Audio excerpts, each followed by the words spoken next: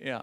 Okay, last speaker of the day before we break into some breakout groups is Kirk Hatfield. Kirk is in the College of Engineering at University of Florida. He is the director of, I learned how to say what SE means.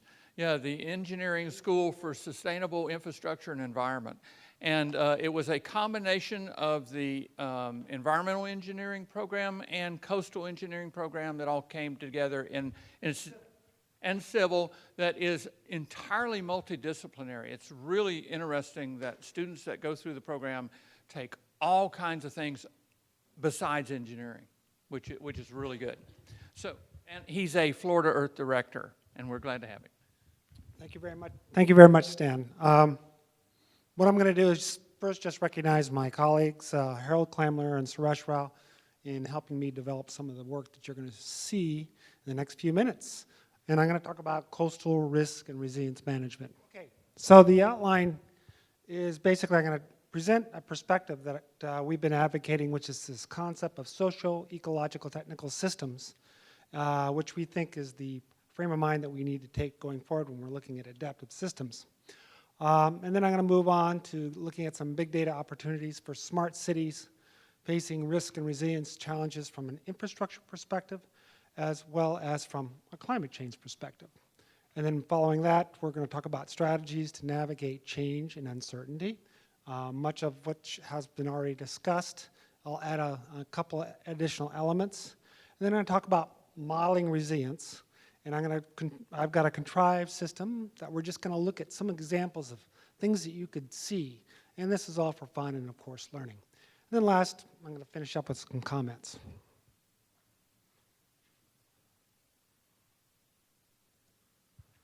So let's talk about urban sets. What are they? Basically, what this is the concept that when we assume that basically urban areas are comprised of a combination of these indivisible social, ecological technical systems. They're indivisible. And we used that concept to basically describe how we're going to look at resilience. So we don't separate them out. We don't think it's adequate to look at ecology alone, technology alone, or even the social systems alone. And the motivation behind this is the statement up above. People are the reason for urban infrastructure. Basically saying you don't find infrastructure without people, and people don't exist where there's no infrastructure. So the other aspect is this. We believe it's fundamental to managing urban systems is to understand the resilience, the use of resources, the energy flows in these social economic systems. We need to understand also their interdependencies. It turns out that a lot of these systems are so interdependent that when you separate them out, they actually collapse. So let's look at some examples of some sets. I'm going to steal this thing over here. And this is just a short list of different types of sets that you could look at in the components in themselves, these social systems, ecosystems, potential, and then also some technological systems.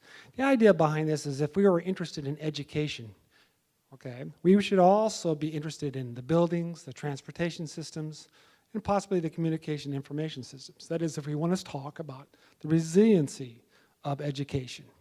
In the reverse, if we were talking about buildings and the resiliency of buildings, it doesn't really make sense to talk about the resiliency of buildings. They serve a function or a service, but we need to be thinking in the context of what impact they might have in terms of the economic institutions, government, education, or anything that those buildings may house as basically a resource of covered space. So the idea here is that we put together these different combinations to make a statement about social, ecological, and technical systems. And that's what we're going to talk about. And we see urban systems as comprised of these nested sets, if you will.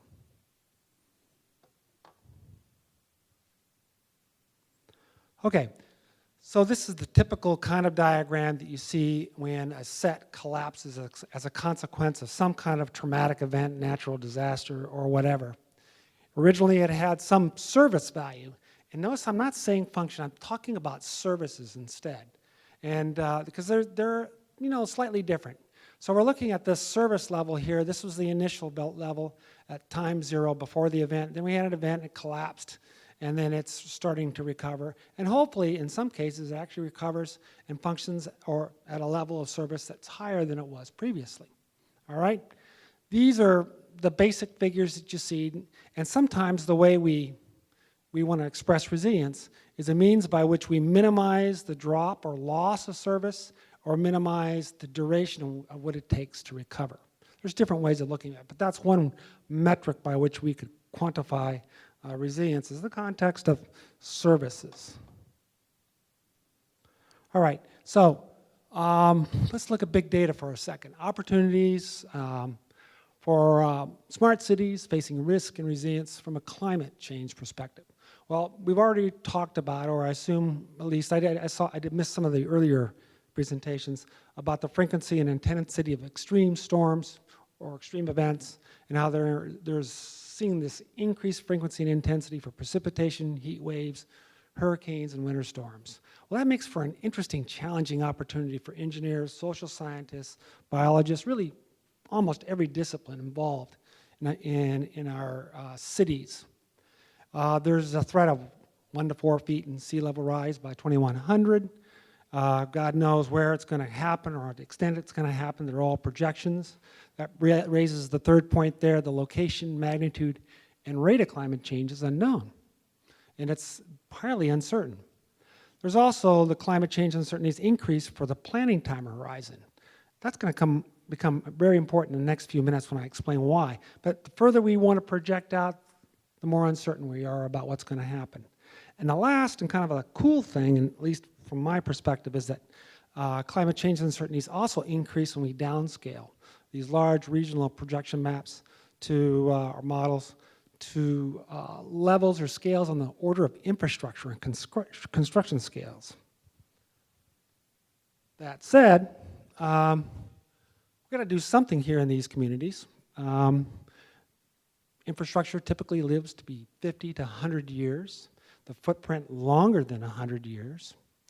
Urban sets today are highly connected. That's pretty darn important because as a consequence, they're vulnerable to emergent or cascading system failures. That's when something else fails and it causes a consequence failure elsewhere. Failure of power systems causes a consequent failure of water treatment systems, emergency systems, other aspects of the system. So they're highly connected, vulnerable, and then finally, and they are more connected than they were in the past. And that's an interesting element that's come to pass in the last 20 years. And as a consequence, urban sets are poorly understood and still poorly monitored. As I think Ann was saying earlier, it's a challenge to even figure out what it is that we want to monitor.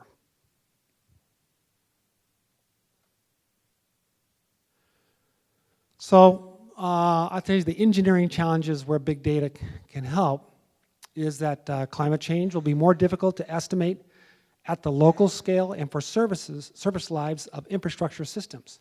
It's really kind of a cool problem in my frame of mind. So we're going to need something on the order of continuous monitoring and forecasting. We're going to need tools that are going to be looking at the problem all along in a continuous fashion, not just looking at it for the next 10 years or for currently to design it and then pick it up and look at it 10 years later, but to look at it on a continuous fashion.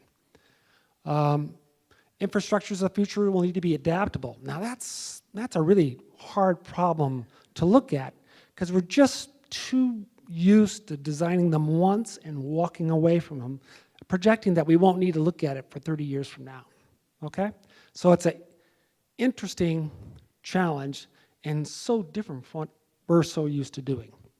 As I will say in the last one, we're going to need a new paradigm for urban risk and resilience engineering, one based on adaptive management of urban sets. And this, again, is going to rely on big data availability, analytics, and tools that are currently being developed now. This last one is so different from what engineers have been trained to do. As I have said earlier to others, we're just used to the set and forget idea. We build the sucker, we built it according to whatever analysis that we're used to using at the time, and then we want to just walk away and assume that it's working.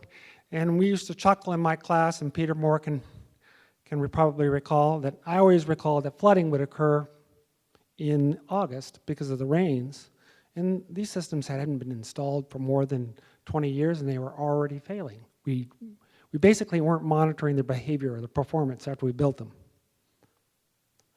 Okay, so strategy is what you guys have been talking about before.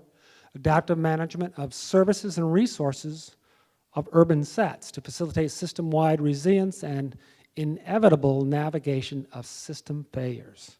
I expect the systems to fail. They're always going to fail. But the idea is, can we manage the failure? And so the second one is that we'll continue to do risk, return on investment, and cost and benefit analysis to inform decisions. But my expectation, it will change from this long-term perspective to short time scales for local venues, and then long time scales for regional areas. And they're going to have to be nested within each other.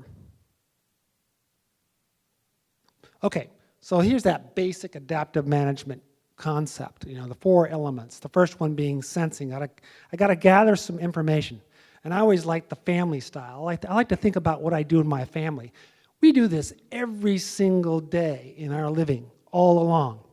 We sense something going on. We anticipate what's going to happen. We forecast what's going to happen. And I do this with my sons and daughters. And I make some projections in my head about what they're going to say and how I'm going to respond. And if I screw up, guess what? I have to adapt and hopefully learn that I screwed up. And then I move on to sensing, continuing the cycle over and over again. We do this with our finances. We do this with all sorts of systems. We're constantly going through the cycle and adapting and changing our performance. Well, my argument is that we need to do this in a continuous fashion, make it part of our social, if you are part of our social fabric, in order to create the necessary urban adaptive capacity. So I got a definition, a rough definition of what I've been using to kind of encompass the things that I'm looking at right now. So for urban sets, the adaptive capacity is the collective intellectual, financial, physical, and technological resources combined with cooperative institutional resources that can be brought to bear on sets' adaptation to changing conditions. That's one definition, and Ann is absolutely correct. The definitions that are out there are incredibly vague. But it's probably also the case that it depends on what perspective you're looking at. What kind of definition are you looking for, in particular to the problem you're looking at? So my argument is that we should be investing in long-term building of adaptive capacity, and big data is going to be a critical component. I'm going to show you an example in a few moments of a problem that we're going to look at just to understand some concepts here. And I'm going to do some simulation.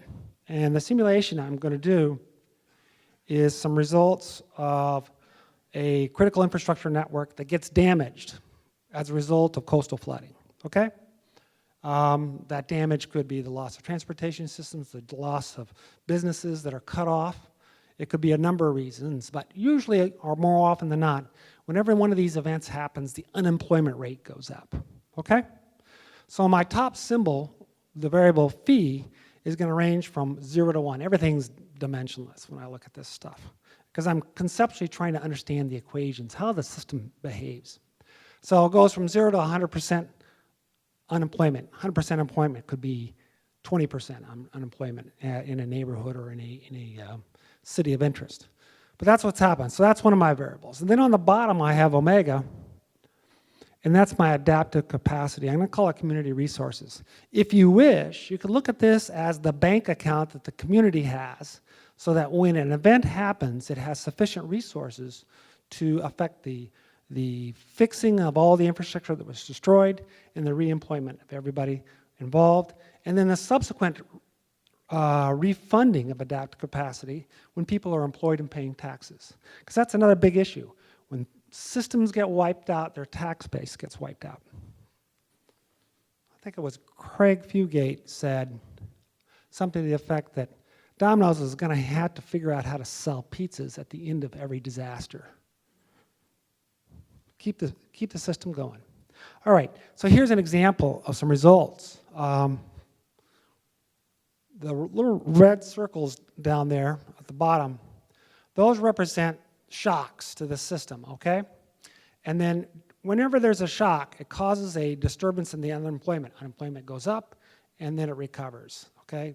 You know, these people find work again. They find work again because the adaptive capacity is expended to fix the system, and it recovers. So when we look at this very large shock right here, we got a large spike in unemployment and then recovery, but we expended our adaptive capacity, our resources, to fix the system, and then as people are employed, it recovers. Again, acquiring new resources as people are able to feed back into the system. So this model has some very common terms in it that are not inconsistent with what you'd find in sociological systems modeling or in ecological systems modeling. Very similar. Same thing. Okay, so another way to look at this differently is this figure right here. Okay, and I'm going to walk you through this sucker. It's not too complicated yet. Okay, not yet. All right, just walk our way through it. Let's look at the bottom of this thing. This is unemployment. It goes from 0 to 100%. All right. All right, and in the vertical is the adaptive capacity. It goes from 0 to 100%. All right. Everything you see here in blue is good. Okay. Of course, everything you see here in red is bad. Okay. You can create one of these plots very easily with the two equations that we're solving in this problem. Okay. So let's look what happened. I have the good basin of attraction up here in blue, and I have what we call a stable point here and a stable point here, all right? And this is the basin of attraction to collapse. If I fall anywhere in the blue basin, I will move towards this stable point. So if I have an adaptive capacity of 40% and an unemployment rate of, say, 25%, shown right there, I will move in this direction over time. The system will readjust.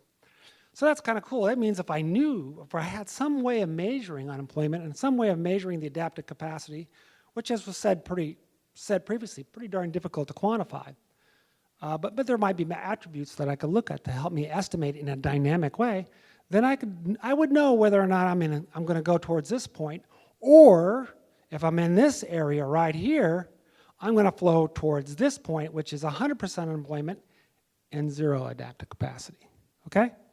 So that's just one way of picturing our system. Are we going to go towards a good stable point or a bad one? Or if you could imagine a line going right along the border there, those would be a whole series of threshold points that we might want to look at as possibilities that we could be one way or the other, and then we'd want to figure out, well, what could I do to push myself here or push myself here in this direction in order to go towards a direction of where we have greater stability and in stability in the direction we want to go. Okay, so why does this sucker slope down? It's because these are the shocks. When we get that big shock, we increase unemployment. This is increasing unemployment. It's going this way. Increase unemployment, and we also consume our adaptive capacity, our resources. And then we consume more to repair the system and to get everybody reemployed up to this point right here, that stable point.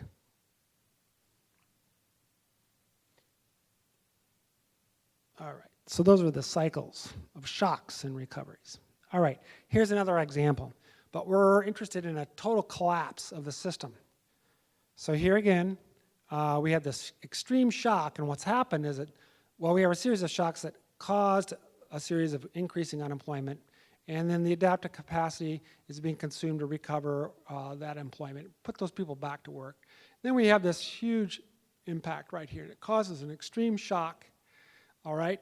The system spends some of its adaptive capacity, put people back to work to fix the system, the damaged roads and transportation systems, but it just can't do enough to bring everybody up to employment again. And instead, what happens is we recover some unemployment, that is, it goes down, and then it just collapses altogether. So that's a nice little example of a system that's not doing too well. Here's the way it's been pictured here in this figure right here. I've got the example of a big shock. It puts us in this portion of the bad basin, and then we just simply move towards collapse. Okay, so things that we've done in the area of resilience. We've done, historically, a lot of this stuff at the top. Hardening things, redundancy. This is what we've done for years and years and years to try to deal with these things. Unfortunately, they don't always work. They fail to work for problems that are unexpected, okay? That's basically the problem. They're inflexible. What we need is systems that can basically be adapted, or you can improvise the operations to. And there's different ideas, modularity or decentralization, for example, of services, power units, or you could have alternative service providers. A good example is the education system I talk about. If the buildings that we're educating our students in suffer damage, we could ask two questions. One is, are those buildings something unique about them? They're basically a resource of covered space. And if we look at all the covered space in the city, it might be that we could effectively move those schools, or at least the students, into different buildings and still have a resilient education system, okay? Another way of looking at it is, if that's not the case, an alternative might be to provide the education through distance learning until we've repaired the buildings. Again, our education would be resilient. So we gotta really adapt the way we look at the problem, if you will. Think outside the box of all the options that we might have. And of course, there's the transformation issues, the redesign, reinvent, and replace. Those will always be the case. And I don't want to say that these won't still be valuable. They'll always be valuable, and they always make sense someplace. All right, summary comments are very few. As has been mentioned before, there's no agreement on the terminology and the metrics for resilience. In fact, it may not make any sense to have any agreement on it, because it really depends on one's perspective, and even from a cultural perspective it does. For us, we can't tolerate the absence of electricity for more than, power for more than 5 minutes before we're calling somebody to find out why. Elsewhere in the world, if they have 4 hours of continuous power, they're happy. That's the way their societies function. So it all depends on the perspective. Innovation and diversity are fundamental to the flexibility and adaptation, and in turn, urban resilience. And then another one would be, resilience is an emergent and stochastic attribute of urban sets and not their isolated social, ecological, technological components. I'm an advocate of that. Do not separate them. Bad decisions, what we do, are emergent, stochastic, unavoidable, analogous to self-imposed system disturbances or changes that must be navigated with the aid of big data. Again, big data will provide a lot of opportunity to essentially make knowledge of our system available on our phone, if you will. We'll be, just as we are currently cognizant of the road conditions, because our phone knows where we're going every day, you know, it could also be used to identify the emergence of flooding conditions in certain parts of the city. It could provide us with information on power outages in the city in a very dynamic. It could also provide us, well, I hope it will be able to provide us real-time information on ecosystem structure.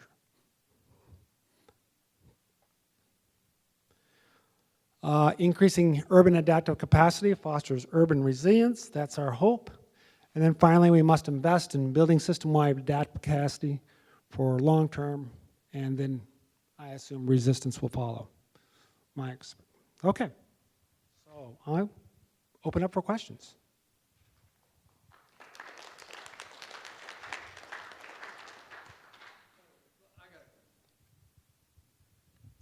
So one of the things that Kirk has described is something that one of our colleagues at South Florida Water Management District has talked about. He's also a Florida Earth Director, and that's Garth Redfield, which you guys know Garth, that are down at South Florida. And Garth has suggested and talked a little bit about the idea of Lake Okeechobee. Do you think you can ever get all the phosphorus out of the lake? Never. It will never happen.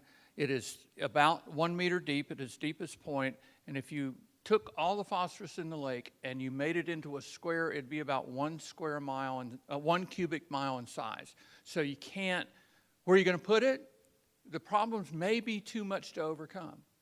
So that, could we rethink what we do with that and saying maybe we can make the lake functional as opposed to restored? And there could be a huge difference between the two terms, functional versus restored. Most of the environmental organizations kind of just gasp when you say that, but maybe we need to look at what is the thing we can do as opposed to fighting each other for decades over what we can't. A little bit of pragmatism there. So in relationship to what Kirk talked about, the idea of maybe we need to rethink what resiliency means in the engineering space and make it where it's sustainable and functional as opposed to the way that engineering has been structured over the last 300 years. Yeah, I'm going to assume that most people in this room are pretty linear and logical and kind of good with numbers and whatnot. So when you say stuff like systems will always fail, can we manage the failure? Or we have to move from fail-safe to safe-fail. Like, we kind of understand what you're saying and we agree with it. But when you take that to the public, that's not going to get like a big warm embrace. You know what I mean? That's not something a politician would say if they get reelected, right? So what's the response when you look at these systems and say, listen, we just need to minimize the devastation when something fails instead of preventing it in the first place? Probably translational communication. Say again? Translational communication. Which means? Well, the idea that there's a lot of education that's got to take place. What they've seen in some places when they're trying to put these resilience frameworks together is that the easiest thing to do before you're spending all the money is to get everybody thinking along the same lines that change is inevitable. That's part of it. Moving them forward, that's one element of adaptive capacity, recognizing that change is inevitable.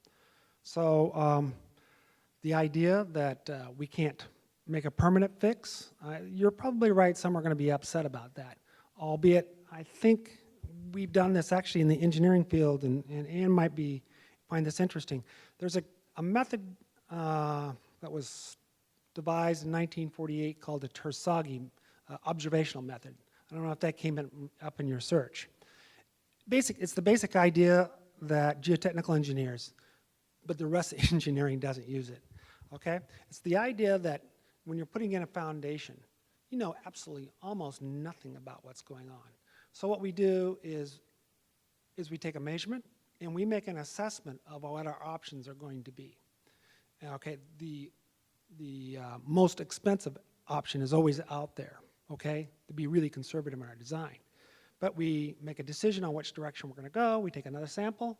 It tells us a little more. We again calculate our probabilities of success or failures.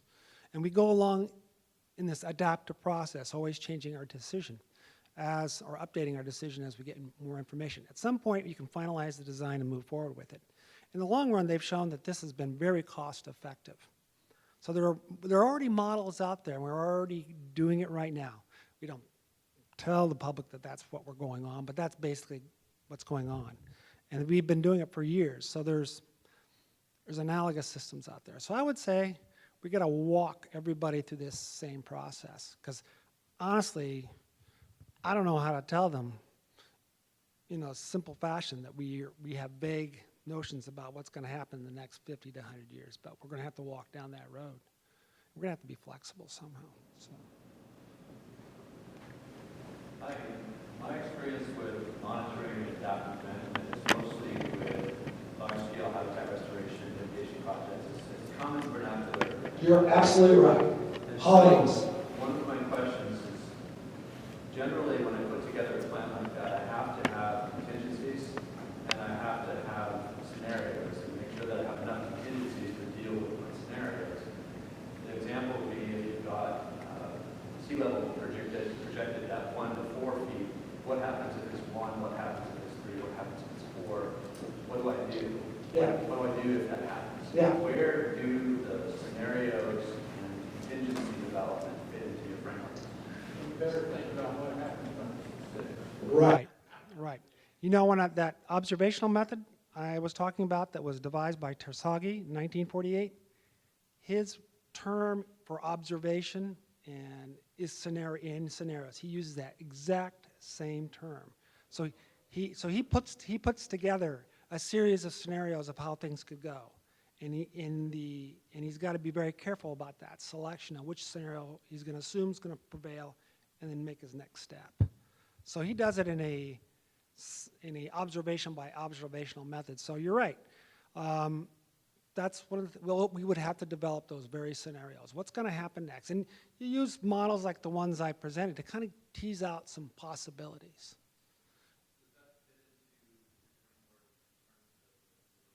Yes.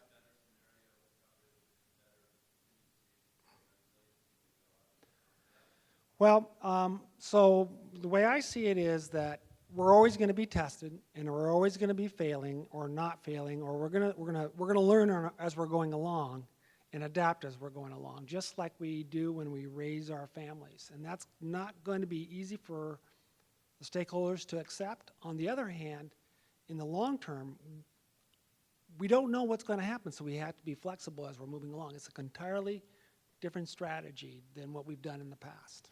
Entirely different. But the Department of Defense has been doing it for years now. And there's other examples of that. Exactly the same thing. Whenever we send some, I don't know, the Voyager, all those space explorations we've done, all of them have been designed on adaptive management, because when you're millions and billions of miles away, you can't pull out your wrench, so they got to have contingencies for addressing the problem right there when they recognize it. So it's kind of, there are options out there. We just haven't employed them in the civil, or I'd say civil, environmental, and sociological element right together at the same time. I actually think it's going to be an exciting opportunity to see what happens. Ugly, but it's going to be fun. Yeah, and it's going to be multiple course corrections. We're going to be.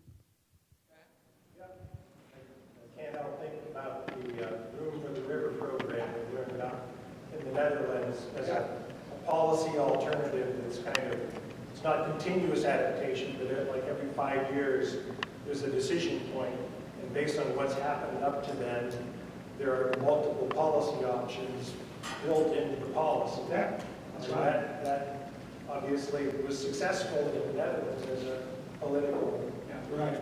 Largest public-private partnership in the world. And if you want to see it on your own, all you need to do is sign up and go with us May 9th through the 13th. We do take a look at Room for the River as a case study that the Dutch government did on adaptive management that is incredibly successful. Anybody else? I'm just going to bring one up thing before the breakout session. So I've got all my friends from South Florida Water Management District here. Okay, let's say sea level does rise 1 to 4 feet in the next 50 to 75 years. What's going to happen to the Everglades National Park when all that salt water goes up the Shark River Slough?